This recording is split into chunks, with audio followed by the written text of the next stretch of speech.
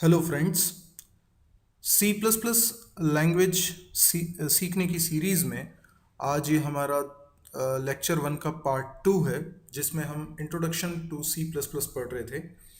हमने पिछले लेक्चर में history of C plus plus देखी थी, सी प्लस प्लस के कुछ फीचर्स देखे थे। आज हम इसके आगे का कोर्स करते हैं। आज की क्लास का हमारा ऑब्जेक्टिव है सी और सी प्लस प्लस लैंग्वेज के बीच में कंपैरिजन। देखिए, ये बड़ा ऑब्वियस है क्योंकि सी प्लस प्लस सी लैंग्वेज में इन्हांसमेंट करके ही बनी है। इनफैक्ट सी लैंग्वेज में एक ऑपरेटर होता है प्लस प्लस। ये ऑपरेटर का मतलब होता है 1 से इंक्रीमेंट करना। तो शायद सी प्लस प्लस लैंग्वेज को बनाने वालों ने सोचा होगा कि ये ऑपरेटर अगर सी में ऐड कर दिया जाए, सी प्लस प्लस कहा जाए, तो ये मीनिंगफुल होगा क्योंकि सी में इन्हांसमेंट करके ही सी प्लस प्लस लैंग्वेज बनी है। आइए देखते हैं सी और सी प्लस प्लस में कुछ बेसिक अंतर कह लें या कंपैरिजन कह लें। C plus plus is a super set of C language, यानी सी लैंग्वेज में जो भी फीचर्स आपने पढ़े हैं, आपने इफ एल्स पढ़ा है, आपने लूप पढ़ा है, आपने फंक्शंस देखा है, स्ट्रक्चर देखा है, एरे स्ट्रिंग देखा है, डेटा टाइप्स देखे हैं, ये सारे के सारे concept as it is C plus plus में यूज होते हैं। यानी सी प्लस प्लस में आप चाहें तो ठीक वैसा ही प्रोग्राम बना सकते हैं जैसा सी लैंग्वेज में बनाया जाता है। इसीलिए हम कह रहे हैं C plus plus is a super set of C language. तो सी लैंग्वेज में जितने फीचर्स हैं सी प्लस प्लस में वो सारे हैं, प्लस एडिशनल कुछ नई चीजें भी आ गई हैं जो सी लैंग्वेज में नहीं थी। सी प्लस प्लस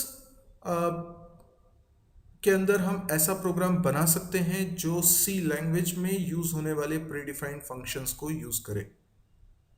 जैसे आपने printf को यूज किया होगा सी लैंग्वेज में, scanf को यूज किया होगा, getch, clr, scr या और भी कई सारे फंक्शंस जिन्हें आपने सी लैंग्वेज में यूज किया था।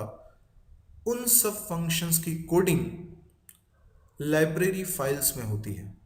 ये लाइब्रेरी फाइल्स का कलेक्शन कहलाता है किसी लैंग्वेज की library.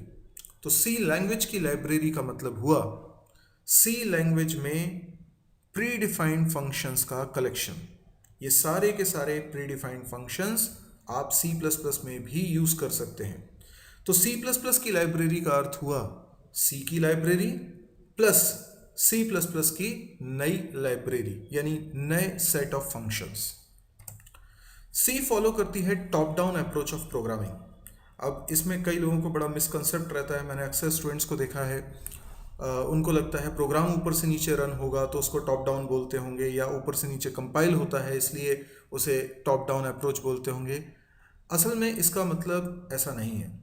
Top down approach of programming यानी प्रोग्राम बनाने की आपकी अप्रोच कैसी है।